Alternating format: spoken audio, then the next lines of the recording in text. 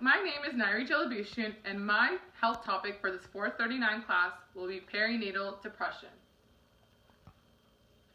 The spa that I've chosen is Spa 2, which is in Van Nuys, California. The demographics are as follows. Adults ages 18 to 64 make up 65.49% of the population. 34.16% of the population are ages between 18 to 39 for adults. 31.33% are between the ages of 40 to 64, and children and youth ages 0 to 17 make up 24.71% of the population.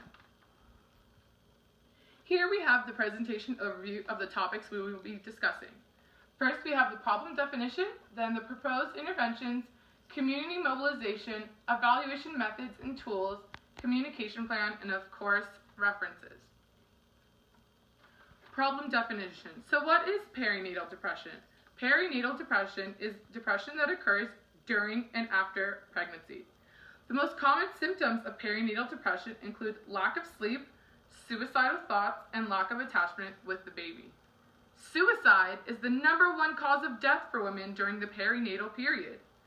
Every year, 130,000 women give birth, and the Department of Public Health estimates that 20% of these women experience depression. Minkler states, fields such as public health, social work, and city and regional planning typically focus considerable attention on the needs assessment. In Van Nuys, California, it is an underserved population, which makes women at higher risk for depression because their access to screening is limited, they are not knowledgeable about symptoms or where to seek treatment, and they have a lack of social support from family and friends. Proposed interventions and strategies. My proposed interventions are to increase the number of women using perinatal depression services, to eliminate the gap between when women get discharged from the hospital to their 6-week follow-up with their physician for screening. According to Maternal Mental Health Now, when arrived at their 6-week follow-up, 47% of women were asked about postpartum depression, while 53% were not asked. My last intervention would be educational classes, which teach the participants how to ask their doctors for help, recognition of signs and symptoms, and how to properly support the struggling mother for friends and family.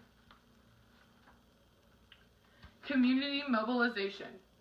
Minkler states, where their practitioners and their agencies rally behind the ideas of community organization, community mobilization, or community development, they are essentially entering a partnership with a variety of different groups or organizations. For the community mobilization, we will hold educational courses in the Community Recreation Center, reach out to women in the hospital before they are discharged. There will be a program proposal for recruiting partners, a grant proposal for funders, and there will be a collaboration with WIC, Planned Parenthood, and Maternal Mental Health Now. Evaluation methods and tools. According to Minkler, evaluation is one of the most challenging and promising issues in community organizing and community building for health and welfare. My tools will be a pre-test to test the knowledge of mental health and confidence level, a post-test to test if education is being retained and their confidence level, questionnaires to observe the contributing factors to perinatal depression, and a survey to test if intervention strategies are successful. The communication plan. There will be a distribution of flyers and brochures at community events, the hospitals, and specifically labor and delivery wards, in front of grocery stores, and in healthcare centers.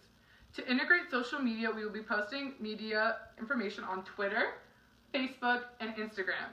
And this will be delivered by PSAs from collaborators WIC, Planned Parenthood, and the Van Nuys Community Recreation Center. My main sources for this presentation are Meredith Minkler and the Maternal Mental Health Now.